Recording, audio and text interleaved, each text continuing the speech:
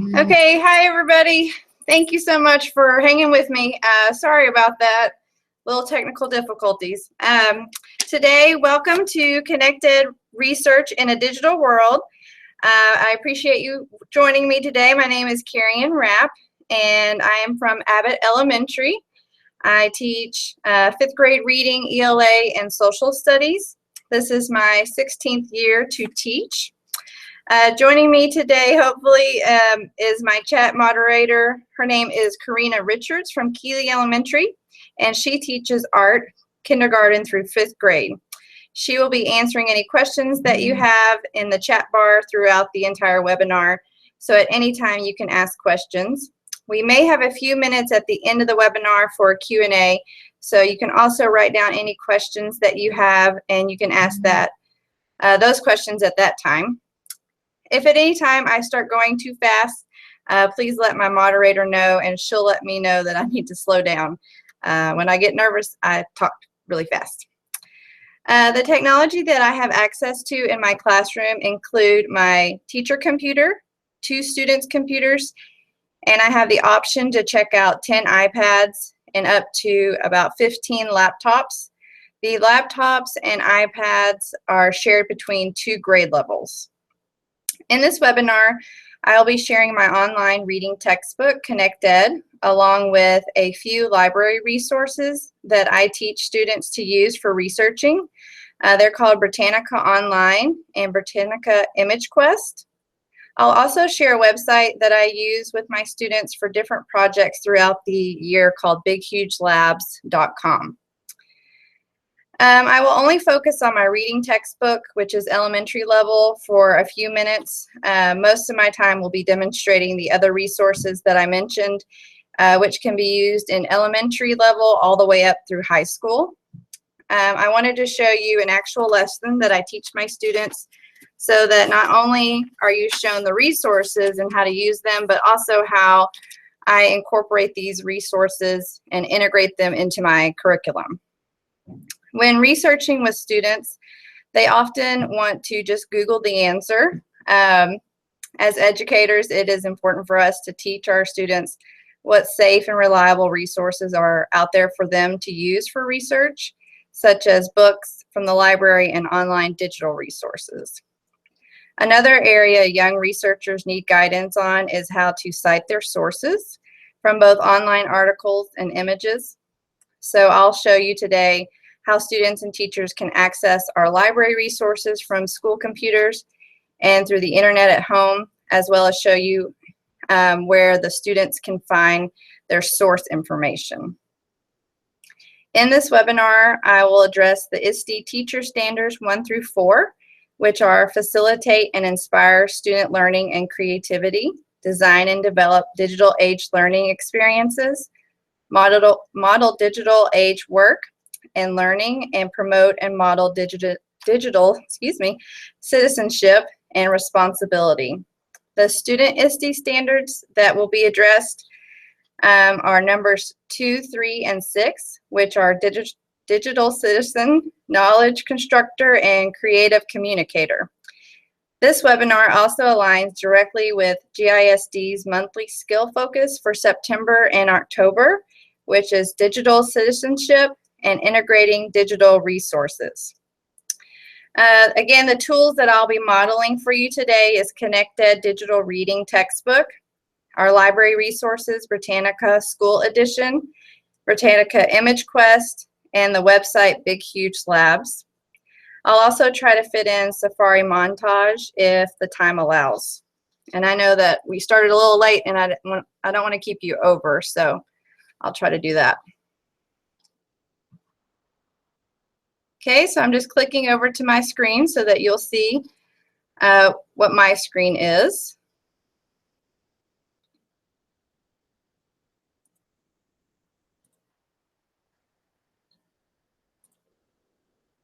Okay, so the first thing I'm going to share with you today is my ConnectEd reading resource, and the district has really made it easy for us. They have this single sign-on now.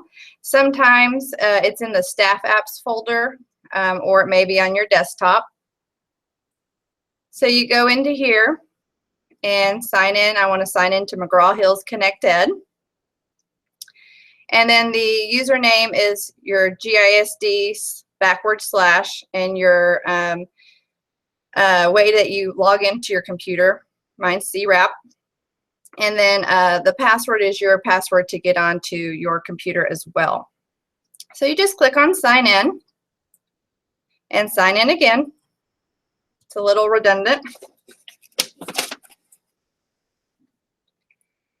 Okay, so once I get to this page, yours might look a little bit different. If you're elementary level, it will have your grade level resources. So I like to click on this link right here, Treasurer's Grade 5 Resources. And I'm going to take you to my first unit where we read about the American Revolution because it goes with our project. And then once I get here, the story that I focused on with my kids to teach them some background information about the American Revolution was called Sleds on Boston Common. And so these are all the resources that I have for this story. If I click on the top one, this is the student edition. And then I have the book here that they click on. Once I get here, this is what the students can see. And I just go and find my story and I click on the book that I want. And this is the title. One of the great things about our online reading textbook is that it can read the story directly to the kids. And it has a special speed where it reads to 5th graders. So it might be a little bit slower the lower you go. So this is a great option for not only all students, but especially our students that are below grade level or they are reading our ESL students. It's great for them to listen to the fluency of the book being read aloud. So we read this story a few weeks ago to build background knowledge about the American Revolution and American Revolution patriots. We are also studying the American Revolution during social studies. So this is a cross-curricular assignment.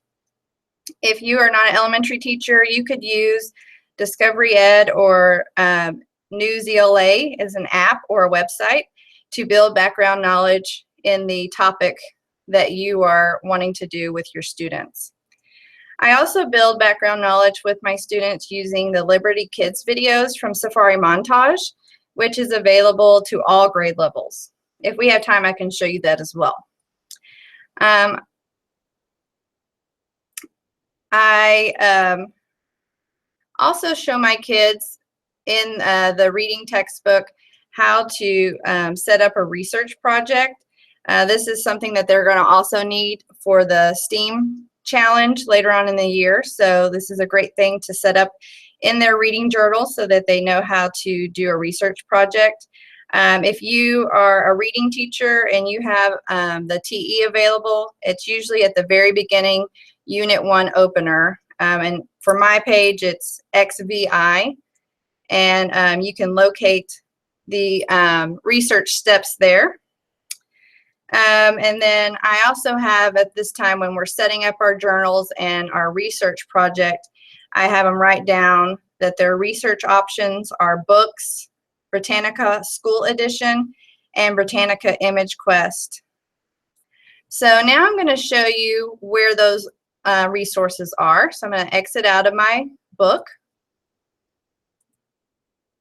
And then I'm going to go over here. If you're on a GISD computer, whether it's a student computer or a teacher computer, you can find our resources right here on the green library book.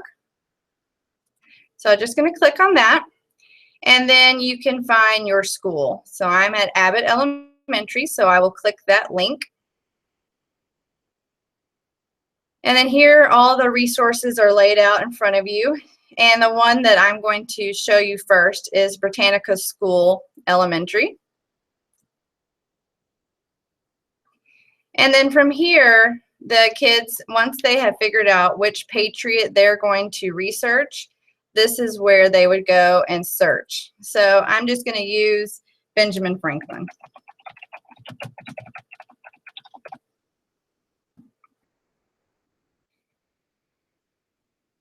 Okay, so then once we get here, you can see that there's several levels that are available. Level 1 is for elementary, and then level 2 is usually for middle school, and then level 3 can get into the high school level. I show my kids both level 1 and level 2 because they're 5th graders, and sometimes the level 1 is not enough information to complete the project, and so level 2 gives them a little bit more information. But level 2 would be a little bit overwhelming for our younger elementary age kids. So I'm going to go to level 1, and I'm going to click on my article, and you can see just very little information. You can click on the next one, and it will show a little bit more information. And then the next tab talks about him being a politician in the American Revolution, and gives a little more information here. Something that's really cool about this resource is that it will read to the student. It will read it aloud, and they can play and stop it as much as they need to. So that's really neat. So I'm going to show you level 2 as well. So level 2, you can see it's a little more information, which again could be overwhelming to our younger elementary. So I would use this for either 5th grade and up. And sometimes this is even a little too much for 5th grade. Also within the article, there are images and videos that might relate to the topic. And then some more related resources that the kids can go and look. We have even other patriots here listed, some primary sources and ebooks, and best websites. And then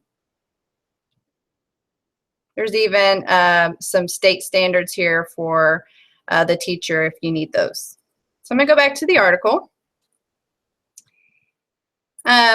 Another way that students might be trying to get to these library resources is through the internet or at home if they're doing the research project at home. So I quickly want to show you how to get back to this space using the internet connection. So I'm just gonna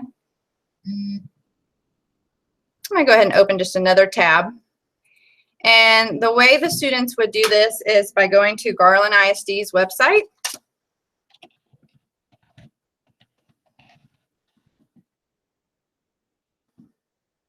Okay, from here, once they get to garlandisd.net, they're going to go to academics and click on that. And then in this toolbar, you'll see school libraries. So the kids will go to school libraries. And this is also the way that if they're using an iPad, they would have to go as well. So once they get to the school libraries page, they're going to scroll down. And you can see there's pre-K and elementary schools, high schools, middle schools, other schools. So I'm going to click on the elementary level. And you can see there's our list of schools again. So I'm going to go to Abbott. And once you get here, if they're on a computer, they would just click on this poster right here, the green poster that says digital resources. On the iPad, it looks a little bit different. On the iPad, all this information on the right-hand side will be below. So they would just scroll down and it would be found below all the text. So again, they click on the folder, and here are all the resources again listed out. We have Britannica School Edition. They click on the tab again, Britannica School Edition, and then they can pick the levels that they want to go to. We'll click on elementary, and now we're back at that same page that the students use if they just went to the green library book. So it's a few more steps to get to this, but if you're using iPads, unfortunately, they would have to go this way, or if they're at home, they would need to use this as well. Okay, so I'm going to exit out of that. I'm still on my original Britannica School Edition through the Green Library book. And some of these tabs up here I wanted to go over that are really neat. You can print off the articles, but this little check sign, this is an important tool for your kids. This is where they can cite their source. Whenever we're researching, it's important that the kids know that they can't just use this information and steal it from the author. They have to actually cite the source that they found their information. So I'm just going to click on that button, and they have different citation styles. I prefer MLA, so I have my students choose MLA, and then I have them write this information in their journal so that when they're ready to create their project, they have their citation. Again, it can be read to the students. Also, another cool feature is that it will define words for them. So if I, well, where'd it go? I go to level 1, maybe.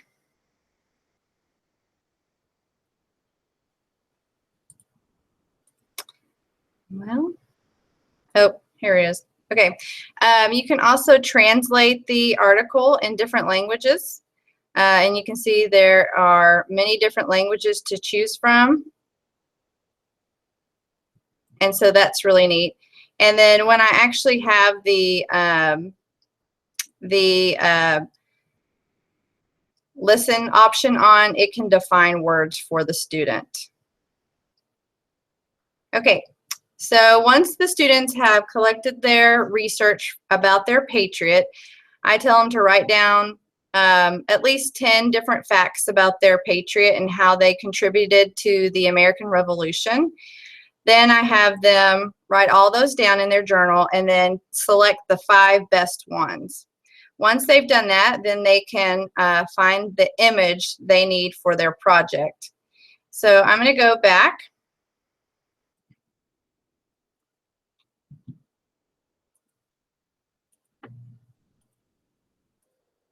All the way back to our library resources.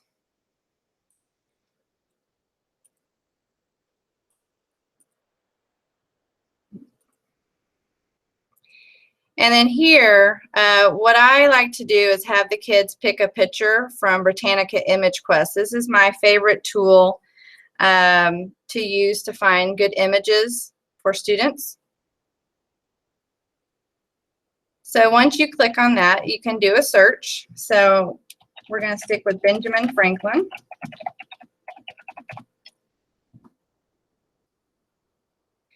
And so here the kids have several options, and they would look and find the picture they like best for their project. And I have my students, if they're on the computers, to right-click and save image as and put it on the desktop. You can also have the option to download the picture or add to my images if there's an image folder or your photo folder. But sometimes if the kids are working on the iPads, they would just have to click on the picture and save the image into their camera roll. So there's a couple of different ways that they would do that. So for today, I'm going to right-click and save image as. And I'm just going to put it on my desktop so that I have it handy, and once I create my project, I know where to go very quickly. The images also have citations, which I have my kids use. Again, it is the check mark that says cite, and once you click on that, then they can write this information down in their journals so that they have cited their picture source. But you also have an export option as well. If your students are using like a zip drive, they could export it and save it onto that. Okay, so at this point, my students should have collected their facts for their patriot. They have saved their picture, And so from then, they will go to bighugelabs.com. So I'm going to show you that. Just going to start a new tab. Oh, let's go here. Okay, so from here, I'm just going to go up to the address bar and type in bighugelabs.com.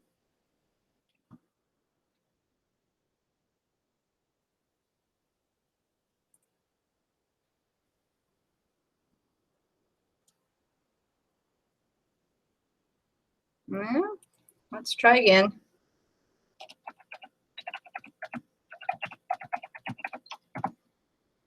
There we go. Without the www, that worked better. So here, once you get to this website, these are all the different projects they have and templates that you can use for different projects. The one that I'm going to show you today is called the trading card. And it kind of reminds me of like when my brothers were younger and they would collect baseball cards. It's kind of the same idea. So we're going to click on the trading card.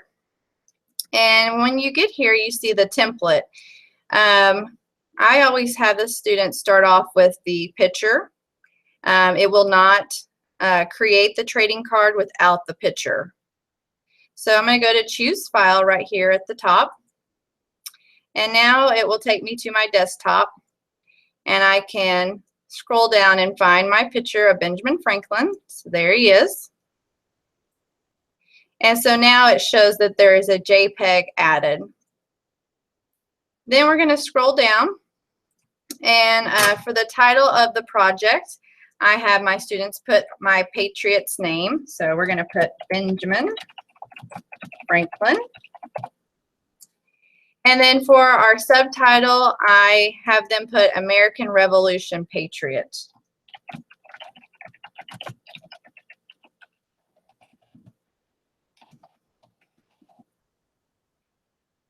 Okay, and then the description box is where they're going to put the 5 facts that they have chosen as the best facts for their patriot. I'm going to go ahead and just put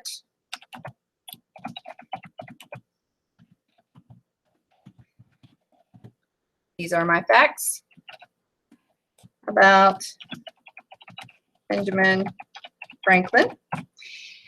Obviously, they'll have their 5 facts typed there. And then they can pick the style of their trading card. If they are going to print in color, they may want to spend some time figuring out what color looks best. Mine are able to print theirs off in black and white only, so we usually just go with earth. And then they can choose up to 7 icons to include on their cards. It will show up right here on the right-hand side of their card. And so Benjamin Franklin, he rode a horse, so we'll put that there. I like the lightning bolt for him. Maybe some waves because he sailed over to the British colony, or to Great Britain, to talk to Parliament. I like him a lot, so we're going to give him a thumbs up. So here at the bottom, it is cropping. This is kind of hard to do before actually seeing your trading card. Usually it selects the center, and I just tell my students to go ahead and keep it on center until you actually look at it. Okay, so now we have our picture, our title, our subtitle, and our facts all listed there. We've chosen our style and our icon, so now we will hit create. Once you hit create, this is what the students will see. They will see their title with their picture, their subtitle, and then their facts, and then they will see their icons right here. The only negative about using the trading card, if they have really long facts, is the box is pretty small. So you can see this was my 1 sentence. If they did more than that, or if they were really long facts, it may cut it off. And so I always tell the students to check before they send it to me to check over it and look and make sure that everything fits. And then if it doesn't, they do not need to push on the back button. If they push back, it will delete everything they've done. So they need to click on the edit button.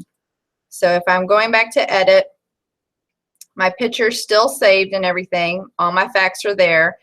And I can maybe crop my picture if it cut a little bit of his head off, so I might try to see if I can crop it a little bit differently. And then hit create again. And you can see that was not much better. So we'll go back to edit, and we're going to keep it at center. Okay, so again, do not hit the back button. It will erase everything. You want to go with edit. So from here, if your students are on a computer that can print, you can download the picture onto the computer. If my students are working on iPads or they're on a computer that is not hooked up to a printer, I have them share it with me. That's usually the easiest way. So we click on share, and we're going to go down through email. They're going to share it with me by email. And once they click on email, this box will pop up. And for your email and the recipient's email, I have them put my email. It will work that way. So I'm going to type in my email. Yes, it's crap@garlandisd.net. And then for your name, it's the person that created it. So this is where the student will put their name. And then again, my email. And then my name. They don't need to put a message or anything. And then once they have typed in both emails and checked it in and made sure that it was correct, they hit send. And you can see a message is posted there. Your email has been sent. Your friends should be getting it soon. This does take sometimes 30 seconds. Sometimes it's 5 minutes. So I always tell the children at this point, don't touch anything on the computer. Come see me and make sure that I received your email. Once they have verified that I have received the email, then they can go ahead and exit out of their trading card. Another thing that you could use for like a biography project or a research project like I just showed you is also on Big Huge Labs. And this would be a good option if they do have facts that are a little bit longer. They can do the magazine cover. And the magazine cover has a very similar template that the trading card has, where they will pick a picture. I'll go ahead and show you just real fast. Pick a picture. And then they have lots more options with colors and different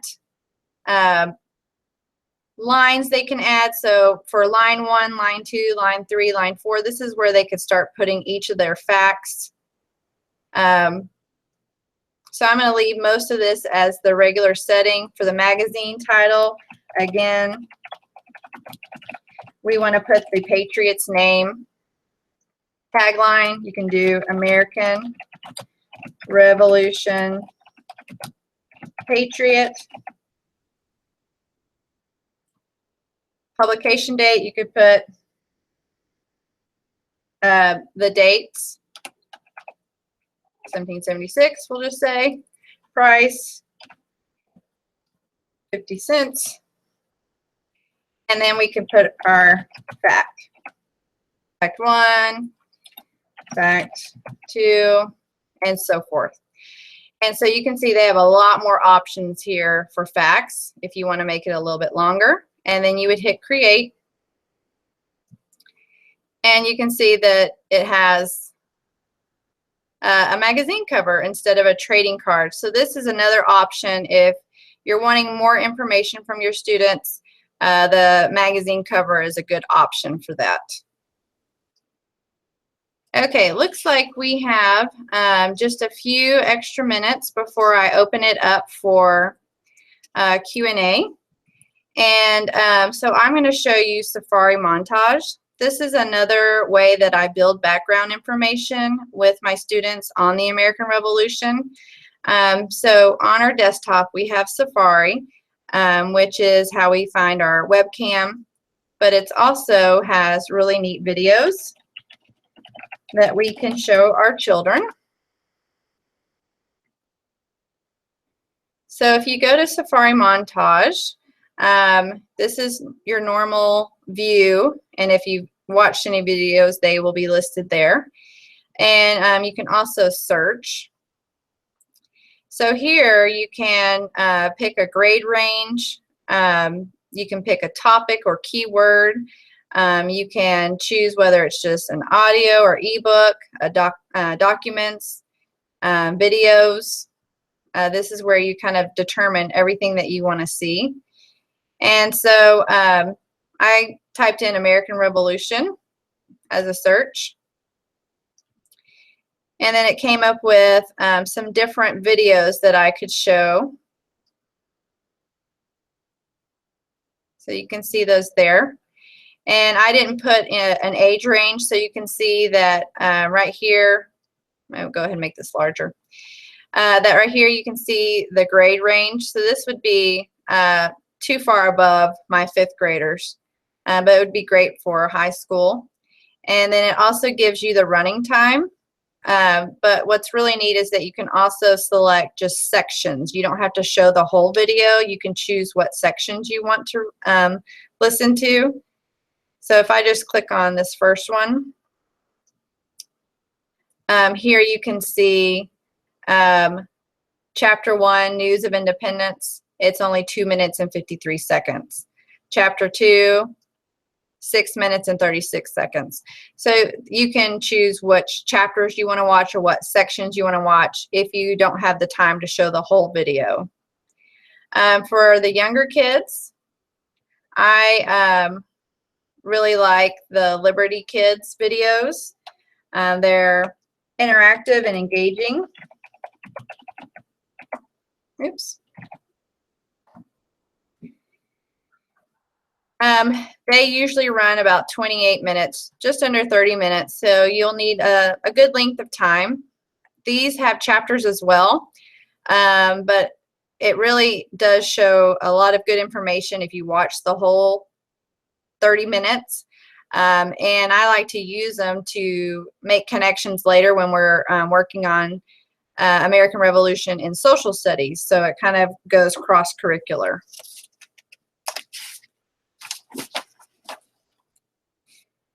Okay, so usually the videos I show for the American Revolution is United We Stand, the Boston Tea Party, Liberty or Death.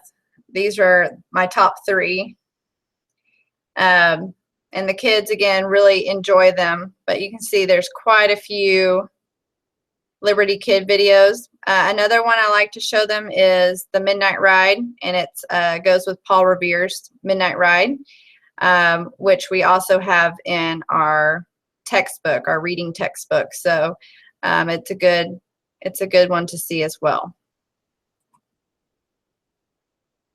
Okay, so I'm going to open it up and see if you have any questions that I might be able to answer, or if I don't know if my moderator was able to come back. Let's see.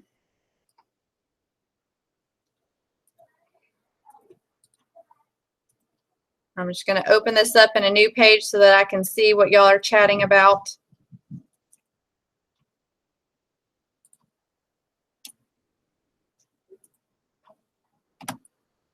That I can see what y'all are chatting about.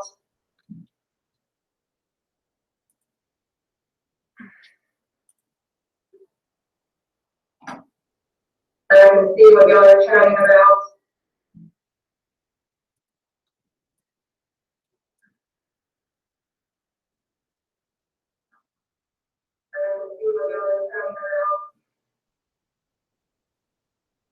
Okay, if you have any questions at this time, please feel free to ask. Karina, I'm going to put up on my screen just a PowerPoint that I have created for you guys, just so that you can see the resources again that I talked about. I have their ConnectEd reading textbook, Britannica School Edition through the library research option, Britannica Image Quest, which is used for images. Safari Montage has the videos that I just shared with you. And then if you need to contact me, my email is crap@garlandisd.net. And then if you would like to see other things that I'm doing in my classroom, I have a blog. It's called itsarapclass.blogspot.com, and that's itsarapclass.blogspot,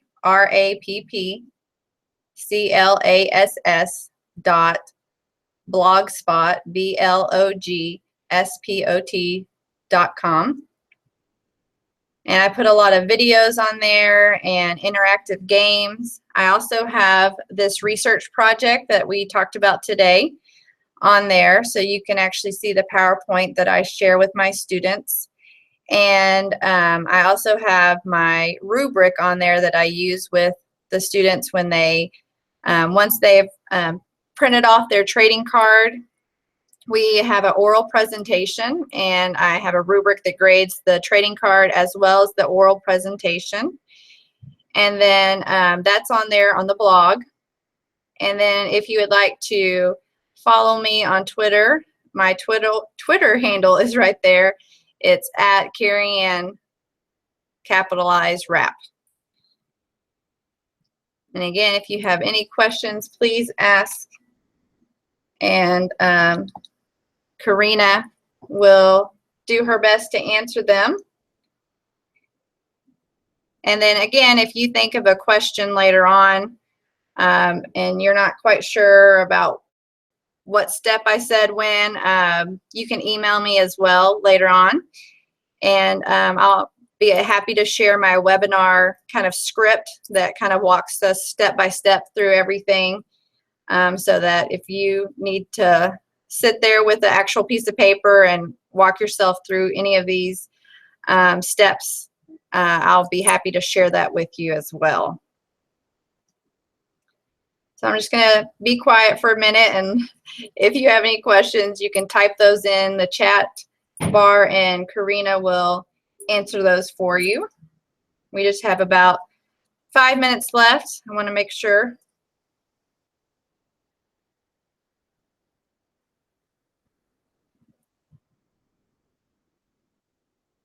If you have any questions, please let us know.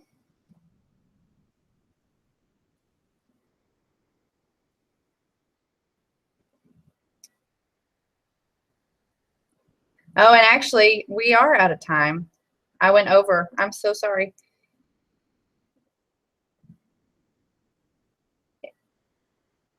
Thank you again for joining us today. Thank you for being patient with the kind of malfunction, and that was the user, not you guys. So I'm so sorry about that. Again, if you have any questions, please let us know, and I hope you have a great rest of the week. Karina is going to be putting in a link to a survey that you can take so that you can get credit for hanging with us today. And again, thank you so much for coming.